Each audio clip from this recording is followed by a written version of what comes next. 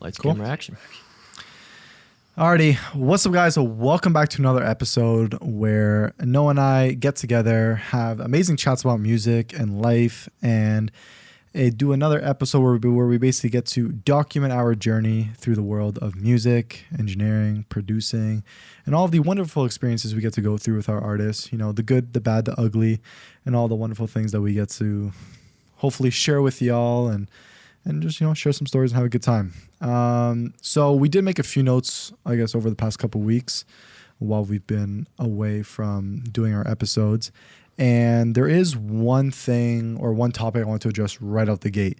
And it has to deal with expectations when getting to the studio, before getting to the studio, kind of the process of what goes down when you're at a studio, what the artist is entitled to, and so on and so forth. So I think there's a lot of misconception when it comes to what actually happens when you're in a studio and how you should prepare and all those wonderful things. And so for all the artists that have either never been to a studio or that are thinking of going to a studio to get their stuff professionally recorded, there's a few things you got to keep in mind.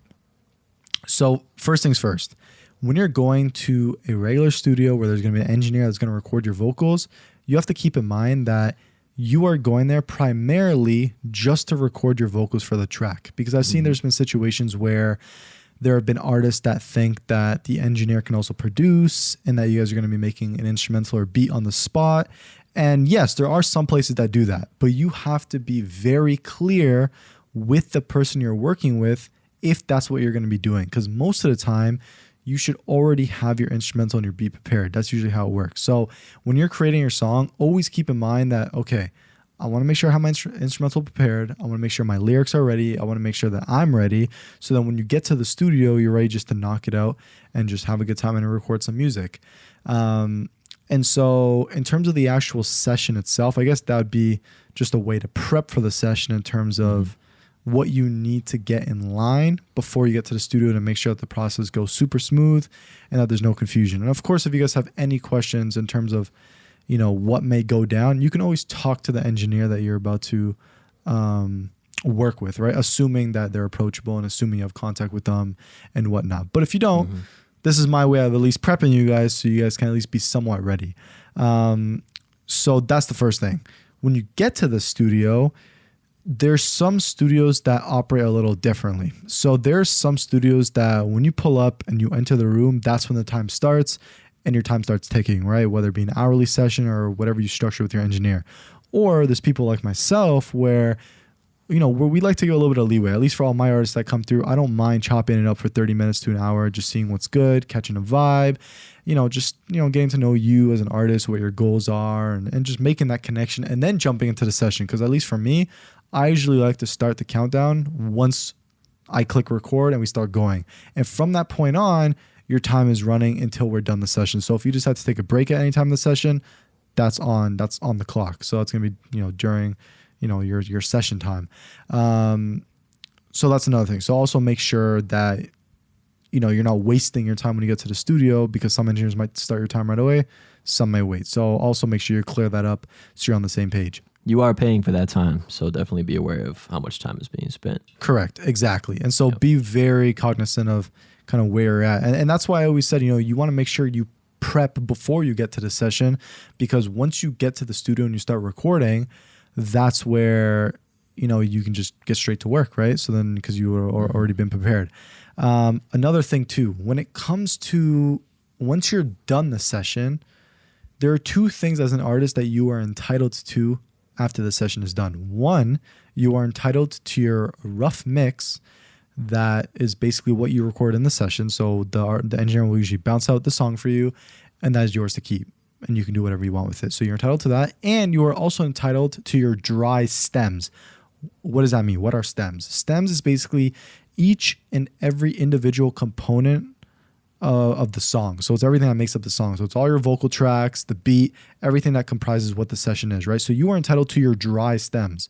And what are dry stems versus wet stems? Dry stems just means you are entitled to the raw vocals of what you recorded, not the wet stems, which means all of the effects are still on there. Any of the effects or plugins that we have within our session is part of our sauce and our template, and you are not entitled to that at all.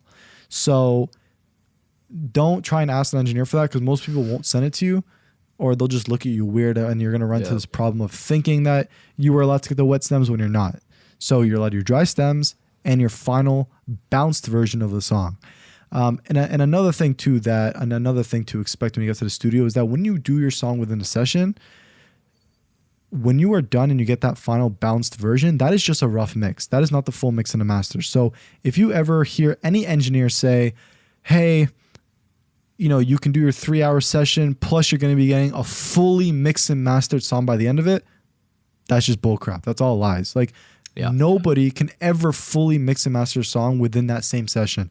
It's going to be a nice rough mix, and it's still going to sound good, but don't let them mislead you into thinking you're getting a full mix and master when you're done, and them using that as like a sales tactic to try and get you to come through for a session. It's not. That's just a rough mix. So if you want a high quality mix and master done, either ask them if they can mix it, or go to another engineer that you trust to get that done. So that's another thing too. So you're getting your rough mix and whatnot. So those are a few things I want to address in terms of actually prepping yourself for the session and knowing what you're entitled to and what to expect. Because there's been several times where, artists, think something is included when it's not, and then they feel misled, and then that just causes, bad blood between them and the engineer. Also, be in communication on what you're bringing to the session too. If you're doing a guitar vocal, like if it's anything other than vocals, instrumental, something like that, be in communication with your producer or engineer what you're bringing with you physically, whether it's an instrument or something like that, just so we know in our studio like how much room we're physically going to have, because sometimes our studios, we got to work with the physicality of the room and different things, but also we need to know how much time we're going to have. Like if you're bringing a bunch of extra stuff and we didn't know about it, we need to know what's going to be involved in that specific session. So it's really important, if there's anything extracurricular coming into the session, let us know, at least if it's a little bit before, like at least we know beforehand, so give us some time to know like what exactly you're bringing, so we know what's going into the session.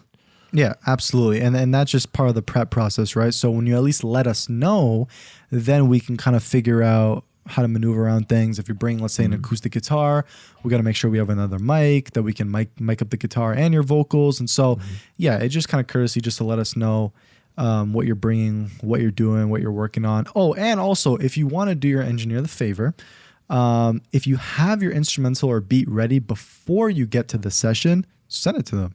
Like if you've built that relationship with them, send them the link to the song, send them the actual song itself, so then they can prep your session before you pull up. And then that way, once you come through, you guys can just focus on establishing that connection and then getting straight to work, as opposed to the engineer taking time out of the session to download the beat and import it. And yeah, of course, that will inevitably happen for a lot of other sessions. But if you can be the one that's prepared, and you can give them the beat, and when you give them the beat, also give them the BPM of the beat and the key of the beat, because that way they can, set everything correct within the session. And the last thing that I want to say in terms of what you're entitled to or what you're not entitled to is we're not allowed to give you, well, not that we're not allowed to, but most engineers won't give you the wet stems, and we also will not send out sessions. Okay. So if we have an actual Pro Tools sessions, we're not going to send that out either, because that has all of our plugins, all of our sauce, and that's our template that we curated that we don't want to send out to people. Okay. So don't try and ask for a session. Don't try and ask for wet stems, because 9 times out of 10, no one's going to give that to you.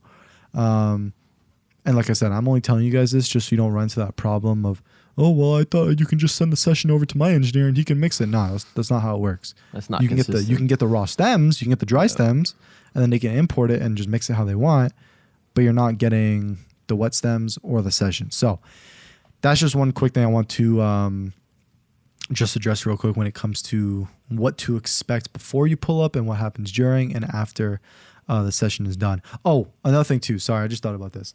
So obviously that's during the session phase, right? In terms of, recording and being prepped. If this is a song you're going to mix and master, going to want to have mixed and mastered, you got to be upfront about that with your engineer. So obviously once you're done, let them know if that's a song you think you're going to want mixed. And if it is, you can just settle it right then and there. And then most of the time, if they're a good engineer, they're going to keep you updated with, revisions and drafts. So once you leave the studio with your rough mix, you should probably expect that engineer to get back to you within a few days in terms of your mix, unless otherwise stated. So this needs to be an open communication between you and your engineer to see where the song is at, what to expect for the mix, and when to expect updates. For a person like myself, I like to update the artist at least once a day, once every other day, in terms of mix revisions and being updated with that. So you as an artist, don't just sit back and relax. And if you don't hear back from your engineer in 7 days, thinking that everything's okay, be proactive. And if you can find an engineer that cares and is willing to work with you on that, you know, in terms of the mixes and making sure that you're not wondering what's happening with your song, then you're pretty much set. So build that relationship and just know that there needs to be regular communication involved when it comes to the mixing process and so on and so forth. Yeah, I think that's all I want to say for that. No, I don't know if you have anything you want to jump in there about. No, I'm all good. I agree. It's good stuff. Yeah. All right, what else do we have on here? Adding variation to your songs, I think, was really important too. You want to jump in there? Yeah. So, I think when it comes to, or we could go the route of talking about an actual album or just variation between singles. Sure. Yeah, I'm down for anything. Yeah, just give me your thoughts. Yeah. Yeah, if we're talking about going with an album, that's a different conversation because obviously you want some variation on your album, but depends on if you have a theme or not.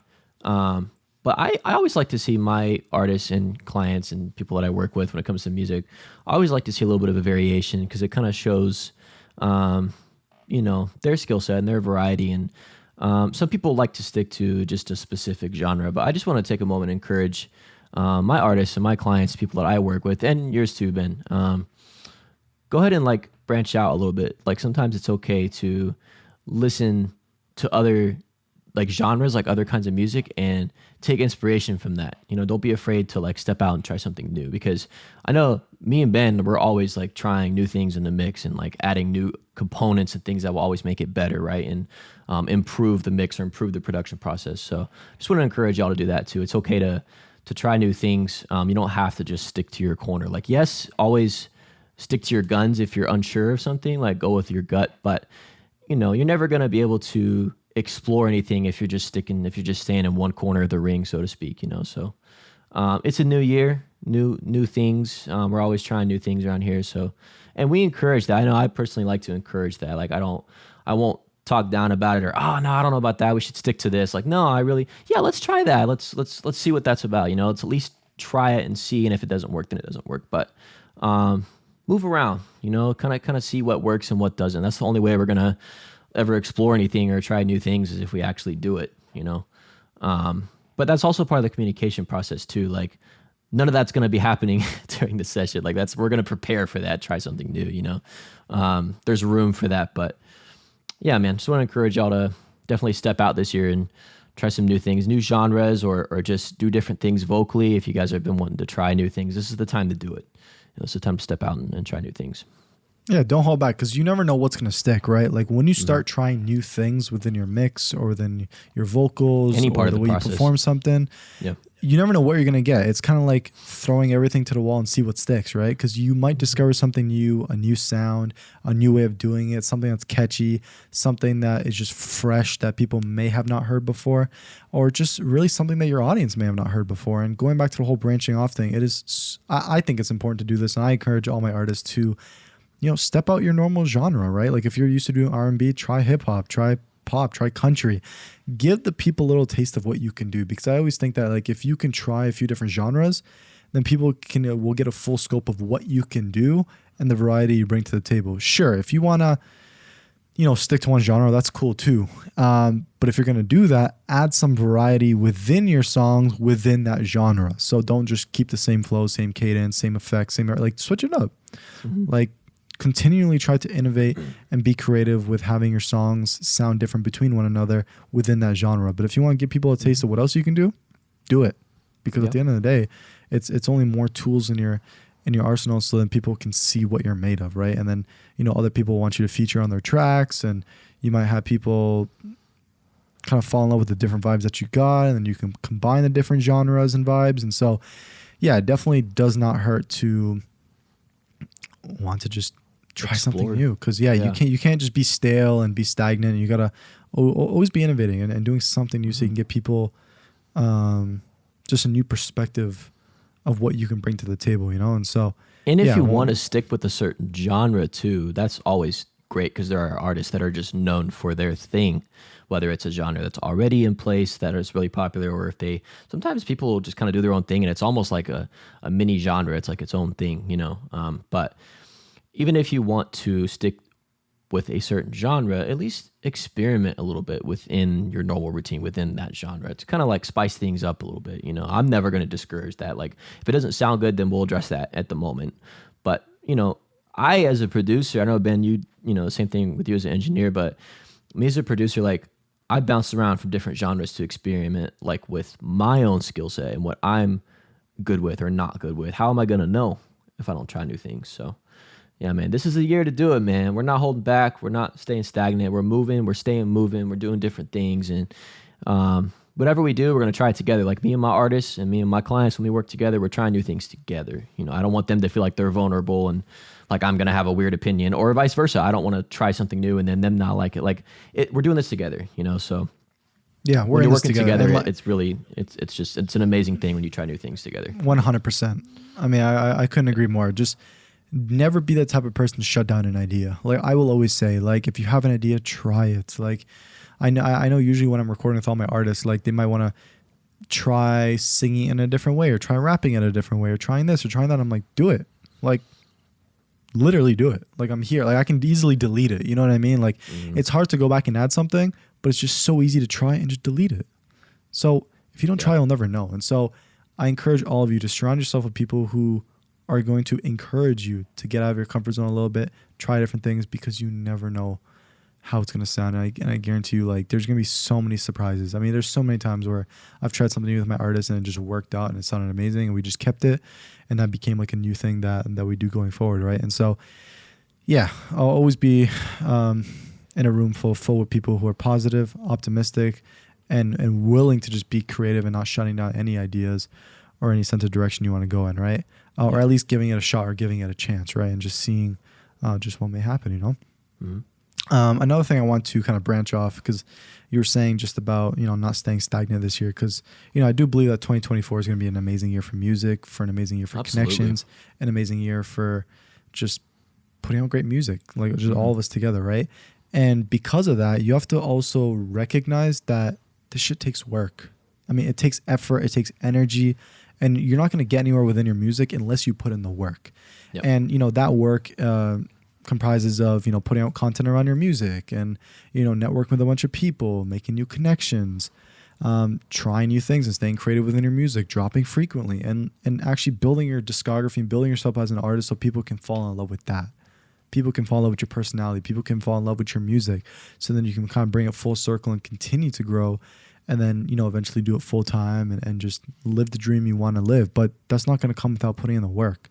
Right. And I even made a video about this the other day that, like, I don't even think some of the skills you need to acquire is that difficult to learn. I mean, there's so many resources nowadays to learn new skills. Go on YouTube, go on Google, go on ChatGPT, go on these master classes and learn how to shoot video, learn how to edit, learn how to make content. Like, at the end of the day, these skills aren't super difficult to learn. Mm-mm. It's just a matter of taking the time every day to actually learn them and then doing it consistent and willing to put yourself out there. But people don't want to put in the work. And so as much as I would love to sit here and be like, yeah, 2024 is going to be the year for music, which it will be, at least from my perspective and Noah's, you have to be willing to just do something. Like, you have to put in the work. At least put in a little bit of work every day to get one step closer to achieving your dreams. Because it is better to do a little bit of work every day than not do anything for 7 days, than do a lot of work on one day, than not do work for 7 to 14 days. Like, do a little bit every day, just a little bit. Like, just take 1 hour every day, half an hour. That's a good start, because at least you're going to be putting one foot in front of the other to then,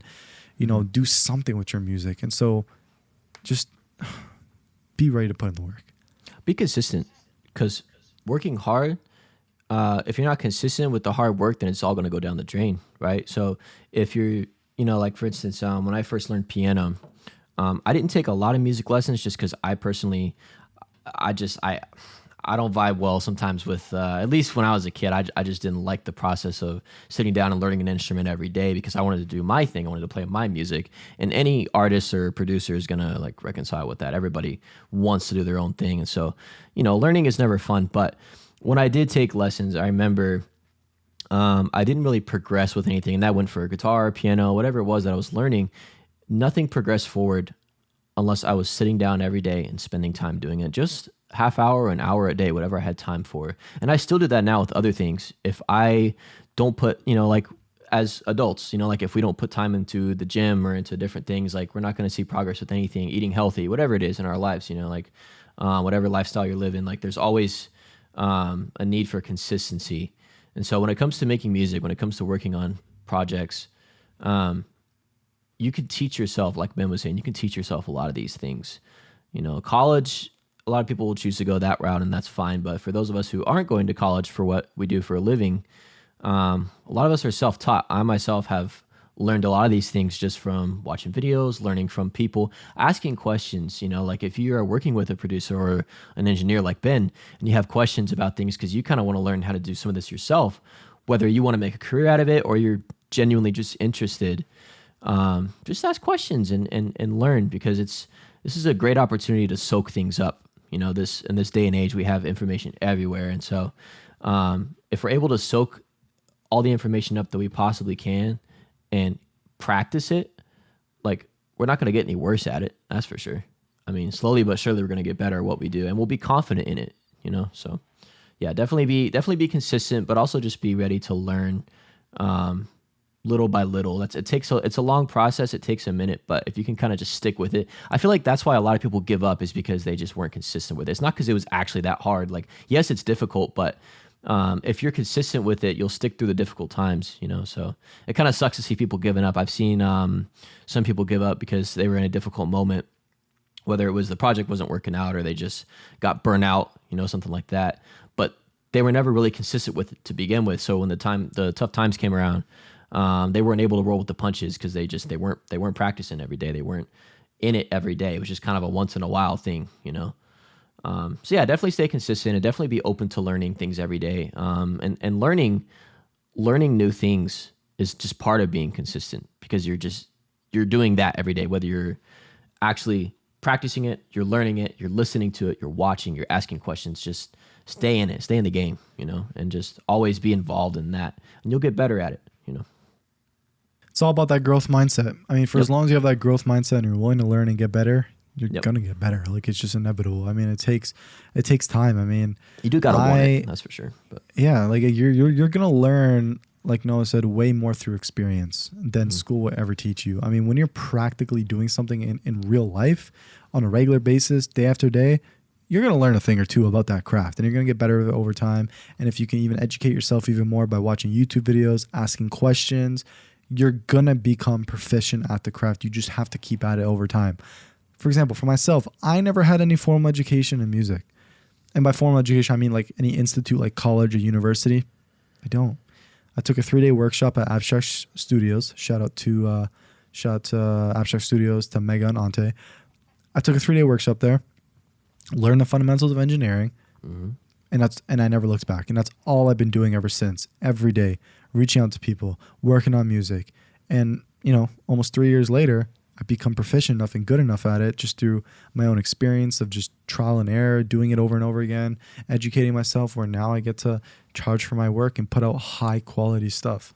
And it just shows you, the more you do something, the better you'll get at it. It's inevitable. It's like that saying, you got to put in your 10,000 hours, which, I mean, I don't know. Very true. I'm sure after 1,000 hours, you'll probably become proficient enough at it, per 1,000 concentrated hours. But the point being is, consistency will always lead to growth most of the time if you're doing the right things, and you have that willingness to grow and a willingness to just get better, All right. Yeah, no, that's perfect. This is another thing I want to address, because this is actually, I guess, tied to this in terms of the willingness to grow and progress. And this is a saying that I came up with. I mean, I don't know if anyone else has ever said it, but I'm coining the term right now. You got to be selfish short term to be long term selfless. And I'm gonna really expand on this in a second here, but that just means that you have to be selfish in the moment and focus on your growth in order to be selfless near the end. Noah, what do you think about that saying? I'm gonna let you take that one away, man. I want to see what you got to say about this. All right, bet. So in terms of being selfish, yes, it is good to be selfless in the sense of like having that team mentality to then give people opportunity to help you along the journey. But I know there's a lot of people that I think they get distracted by others in a willingness to help everybody and willingness to do things for everybody all the time, whenever. And they don't just lock in and focus on their goal, because you have to be able to make the music you want to make, put in the time, effort, and energy to make it happen, and to put in that consistent work just to be on your grind, basically, right? And to say no to people trying to pull you away from that journey, whether it be your parents, your friends, anybody that's trying to take you away from the zone that you're in, the direction you're going down, so then you can just lock in. And you have to be selfish, because not a lot of people will understand your vision or the direction or the dream you're trying to achieve. And that's why you have to say, screw all of them for now. Do what you got to do, lock in, so then you can make this thing happen. So then once you have some sort of success, you can give back and be selfless to the ones around you, so then they can benefit from it. Because if you aren't successful in achieving a certain amount of monetary wealth or status or your dream, and if you're not happy, the people around you will not feel that from you. And so in order for you to be where you need to be, you got to lock in and be selfish. And so that's kind of how I look at it. So got to be selfless to be, be selfish to be selfless. Yeah, exactly. We have limited resources when we were first starting out, or if we've only been doing it for a few years. So if you are stretching yourself out thin, then you can expect to be burnt out. You can expect to be losing at the game, because you're giving too much of everything you have and you are away to other people and other projects. So it's, everybody's different. I personally, I don't mind, and I know you're the same way, Ben. Like, I don't mind going the extra mile for people that really, like, if the project's really worth it and that client is just really going out of their way to be nice, like, I'll do the same. I usually try to do that to begin with, but especially if they're reciprocating that, like, I'll just give it right back to them. Like, hey man, like, we're working together on this. Like, try to be selfless as much as we can. But I think what Ben's saying is short-term selfish. Is I agree with what you're saying, is you kind of have to have that mindset of not selfish in a rude way, but selfish in a self-aware kind of, okay, how much do I have? How much am I giving out to other people?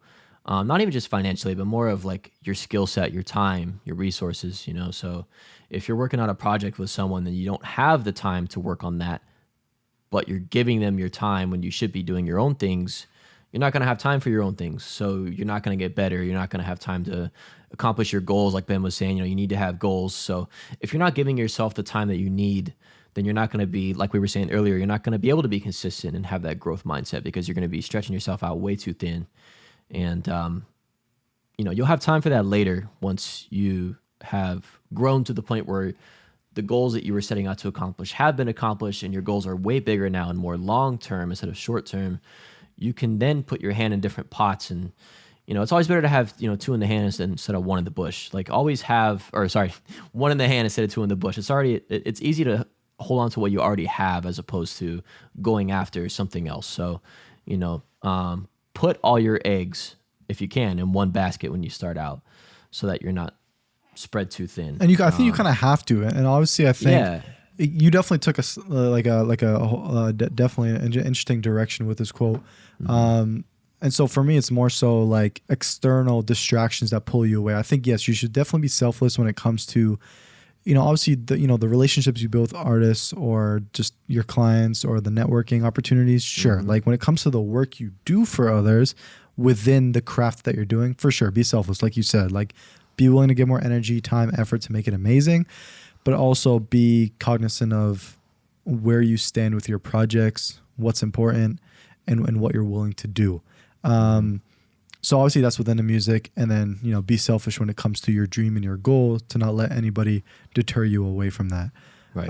You have to have a winning mindset when it comes to business too. Not even just music, but any kind of business. You got to have the mindset of, gotta have that dog in you. You got to be ready to just go get it, and you can't go get everybody else's thing if you're not going and getting your own thing. So you got to start with what you got before you expand.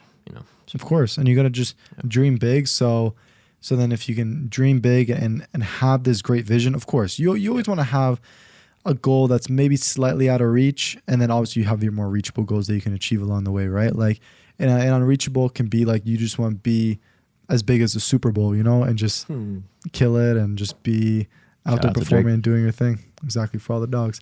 And so, yeah, be selfish when it comes to your craft and your dream and your vision to achieve the thing you want to do within your craft, and then lock in and do it and just kill it and put all your eggs in that one basket for now, because you have no other option. Like all only this got right one now, basket. yeah, literally when you're growing and you're trying to make, you know, your money, or trying to make your connections, or trying to get good at and good and proficient at your skill, you have to put all your eggs in one basket.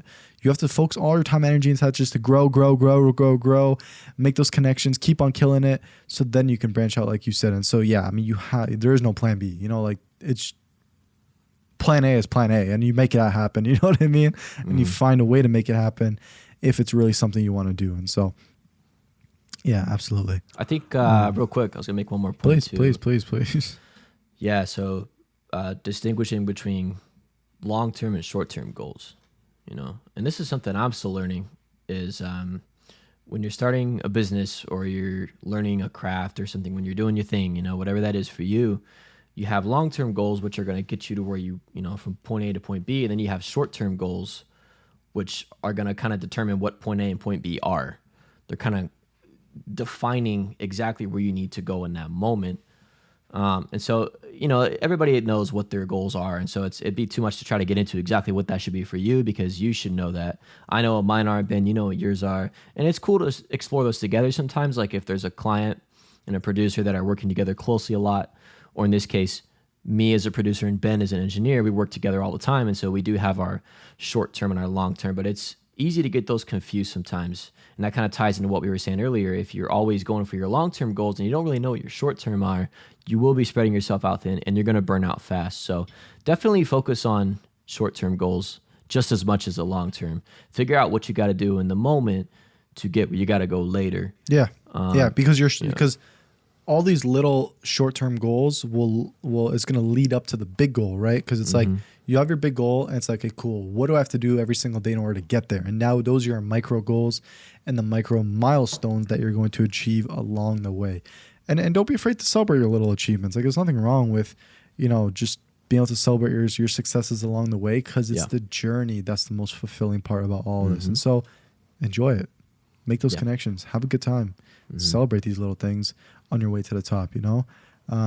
It's always great to have people that share similar goals too. Like if you guys both have the same long-term goal of setting up a studio, or let's say your long-term goal was in 6 months, you're going to release an EP. Okay, well, you may have different short-term goals, but if you have similar long-term goals, you're going to work great together, because you each have your own processes, but the end game is similar, at least for that project or that year. You know, you guys want to try to go in the same direction. So that's always cool too, meeting people that have similar like long-term goals, you know?